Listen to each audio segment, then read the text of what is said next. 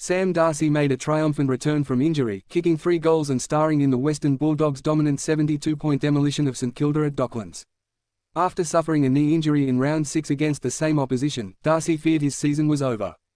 But under the Thursday night lights, he was a constant aerial threat and attacking presence as the Bulldogs cruised to a 20.12, 132 to 8.12, 60 victory.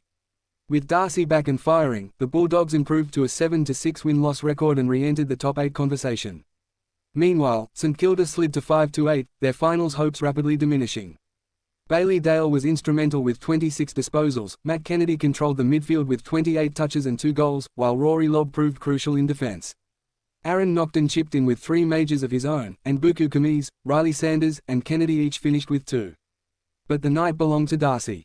From 19 disposals, he kicked 3.2 and showed no signs of the injury that threatened to derail his season. Bulldogs coach Luke Beveridge praised Darcy's resilience, but voiced concerns about the defensive pressure applied by the Saints. They paid him a fair bit of attention, Beveridge said post-game. As long as he's treated like any other key forward, that's all that matters.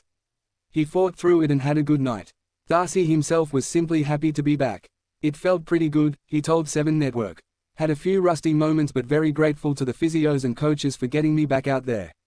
Marcus Bontempelli had a quieter game, gathering only 14 disposals while copping close attention from Marcus Windhager. The Saints tagger also landed a heavy knock to Bontempelli's ribs during a marking contest. Windhager, 16 disposals, 1 goal, fought hard all night.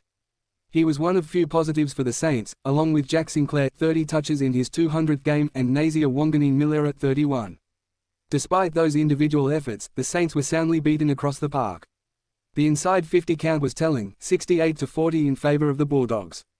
Ross Leon cut a dejected figure after the final siren.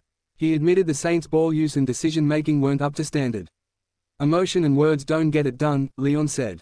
"We just need to put the shoulder to the wheel." The Bulldogs, by contrast, were efficient and cohesive. They kicked at 62% efficiency going forward, capitalised on turnovers, and defended resolutely.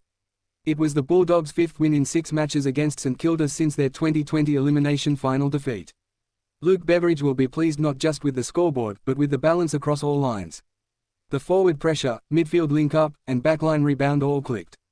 The win lifts the Bulldogs to provisional 7th ahead of the remaining round 14 fixtures. As for the Saints, they'll need to regroup quickly if they're to keep pace with the chasing pack. This match also came against the backdrop of a separate controversy involving Adelaide's pursuit of Wanganeen-Miller. Earlier this week, veteran journalist Caroline Wilson reported that the St Kilda star might be reluctant to join Adelaide due to Taylor Walker's 2021 racism incident. Walker received a 6-game ban and $20,000 fine at the time for a racist comment about North Adelaide's Robbie Young. Adelaide coach Matthew Nicks labelled the report unfair, adding that the incident should not be used to question the club's culture 4 years on.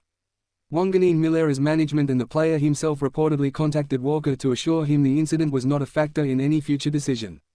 Nicks said, "I didn't like the way it played out. It was unfair to a lot of people. Taylor has done a lot of work since then and grown immensely." He added that trade speculation during the season was normal but should be handled with sensitivity. "There's always pressure on and off the field. We just focus on what we can control." He declined to comment on whether the Crows were still in the mix to sign Wanganeen-Miller. For now, the football speaks loudest, and on Thursday night, it was the Bulldogs making all the noise. With Sam Darcy back, the red, white and blue look dangerous again.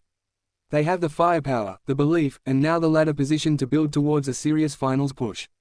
For the Saints, it's back to the drawing board. And for AFL fans, it's another week of headlines, storylines, and performances to debate. The season rolls on, and Thursday night footy has rarely looked better for the Western Bulldogs.